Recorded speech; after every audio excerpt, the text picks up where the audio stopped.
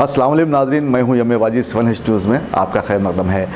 काला पत्थर में वाक़ ITI कॉलोनी के करीब कचरा फेंका जाता है, जहां पर अचानक आतिशज़दगी का वाक़या पेश आने से इलाके में सनसनी फैल गई, जिसके बाद आग फुरो अमले ने 30 मिनट तक जिद्दोजहद करते हुए इस आग पर काबू पा लिया।